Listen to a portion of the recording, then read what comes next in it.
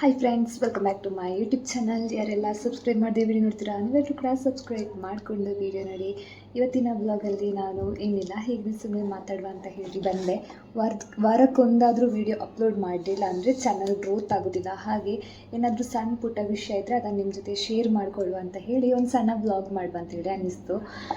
ಹಾಗೆ ಇವತ್ತಿನ ಬ್ಲಾಗಲ್ಲಿ ಹಾಗೇನು ಮಾತಾಡಲಿಕ್ಕಿಲ್ಲ, ಒಂದು ಬ್ಲಾಗ್ ಮಾಡಬೇಕು ಅಂತೇಳಿ ಅಂದ್ಕೊಂಡೆ. ನನ್ನ ರೂಮ್ ಅವರೊಬ್ಬರು ದೀಪಿಕಾ ಅಂತಿದ್ದಾರೆ, ಅವರು ರೂಮ್ ಬಿಟ್ಟು ಹೋದರು, ಅಂದರೆ ಬೇರೆ ಕಡೆ ಕೆಲಸ ಆಯಿತು, ಹಾಗೆ ಅವರು PG ಬಿಟ್ಟು ಹೋದರು. ಅದ್ರ ಬಗ್ಗೆ ವ್ಲಾಗ್ ಮಾಡಬೇಕು ಅಂತ ಅಂದ್ಕೊಂಡೆ, ಆಗಲಿಲ್ಲ. ಇವತ್ತು ಸಂಡೇ, ಇವತ್ತು ಊಟ ಎಲ್ಲ ಆಯಿತು, ಊಟದ ವ್ಲಾಗ್ ಮಾಡಲಿಕ್ಕೆ ಆಗಲಿಲ್ಲ. ಹಾಗೆ ನಾನು ಇವತ್ತು ಸಂಡೇ ಏನಾದರೂ ಒಂದು ಸ್ವಲ್ಪ ತಿನ್ನಬೇಕು, ಸ್ವಲ್ಪ ತಂಪೆಲ್ಲ ಇರಬೇಕಲ್ಲ ಅಂತ ಹೇಳಿ ನನ್ನ ಜೊತೆ ರಾಗಿ ಇತ್ತು, ಅದಕ್ಕೋಸ್ಕರ ನಾನು ರಾಗಿ ಗಂಜಿ ಮಾಡಿದ್ದೇನೆ.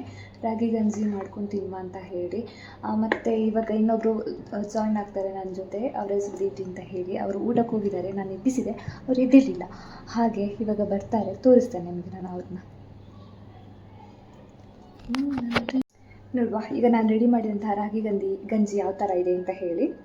ಇದಕ್ಕೆ ನಮ್ಮ ಕಡೆ ಮಂಗಳೂರು ಸೈಡಲ್ಲಿ ಇದಕ್ಕೆ, ದಕ್ಷಿಣ ಕನ್ನಡದಲ್ಲಿ ಇದಕ್ಕೆ ರಾಗಿ ಬೋಡ ಅಂತ ಹೇಳಿ ಕರಿತಾರೆ. ಈ ಕಡೆ ಎಲ್ಲ ಬೇರೆ ಕಡೆ ಎಲ್ಲ ಇದಕ್ಕೆ ರಾಗಿ ಗಂಜಿ ಅಂತ ಹೇಳಿ ಕರೀತಾರೆ.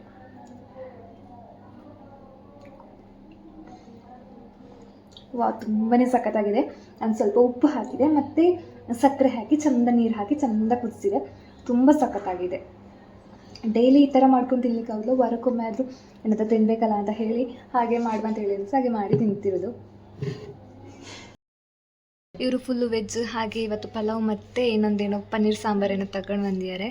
ಮತ್ತು ಅದ್ರ ಜೊತೆಗೆ PGಯಲ್ಲಿ ಮಜ್ಜಿಗೆ ಕೊಟ್ಟಿದ್ದಾರೆ. ಹಾಗೆ ಇವ್ರು ಹೇಗೆ ತಿಂತಾರೆ ಅಂತ ಹೇಳಿದರೆ, ಮಜ್ಜಿಗೆ ಮತ್ತು ರಾಗಿ ಗಂಜಿನ ಮಿಕ್ಸ್ ಮಾಡ್ಕೊಂಡು ತಿಂತಾರಂತೆ. ಒಬ್ಬೊಬ್ಬರಿಗೆ ಒಂದೊಂದು ಥರ ತಿನ್ನಲಿಕ್ಕೆ ಇಷ್ಟ ಅಲ್ಲ, ಹಾಗೆ ಇವ್ರಿಗೆ ಈ ಥರ ಇಷ್ಟ ಅಂತೆ. ನನಗೆ ಆ ಥರ ಇಷ್ಟ ಇಲ್ಲ, ಅದಕ್ಕೆ ನಾನು ಸಪ್ರೇಟಾಗಿ ತಿನ್ನೋದು, ಇವರು ಈ ಥರ ತಿನ್ನೋದು. ಹಾಗಿರಲಿ.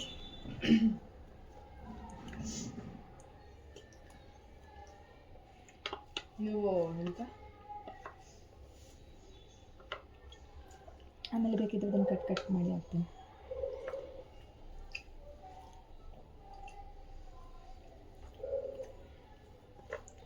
ಅಲ್ಲಿ ಯಾರು ಇರಲಿಲ್ವ ನೀವು ಇದು ಮಾಡ್ಕೋಬೇಕಾದ್ರೆ? ಇಲ್ಲಿ ಯಾರಿರಲಿಲ್ಲ, ನಾನು ಒಬ್ಬಳೇ. ಎಷ್ಟೊತ್ತಲ್ಲಿ ಹೋಗಿದ್ರೆ ಇಲ್ಲಿಗೆ ಇದು ಮಾಡೋಕ್ಕೆ? ನಿಮ್ಮನೆ ಬಿಸಿ ನಾನು ಹೋದೆ. ಎಷ್ಟಾಗಿತ್ತು? 8:30 ಆಯಿತಾ?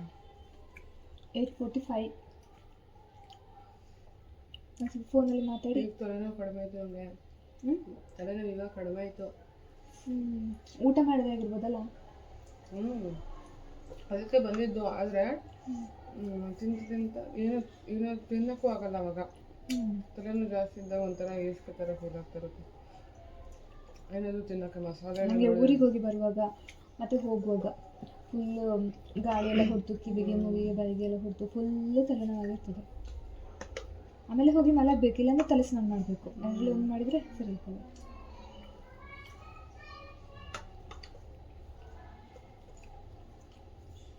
ಇನ್ನು ಸಕಲೇಶ್ಪುರದಿಂದ ಎಷ್ಟು 2 ಅವರ್ಸ್ ಆಗುತ್ತಾ?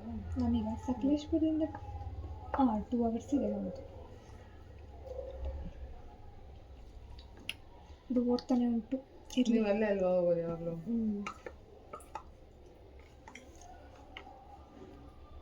ಹಾಗೆ ನನ್ನ ಈ ಸಣ್ಣ ವಿಡಿಯೋನ ನಾನು ಇಲ್ಲಿಗೆ ಎಂಡ್ ಮಾಡ್ತೀನಿ. ಟಾಟಾ, ಬಾಯ್ ಬಾಯ್, ಟೇಕ್ ಕೇರ್. ಇನ್ನೊಂದು ವ್ಲಾಗಲ್ಲಿ ಸಿಗುವ.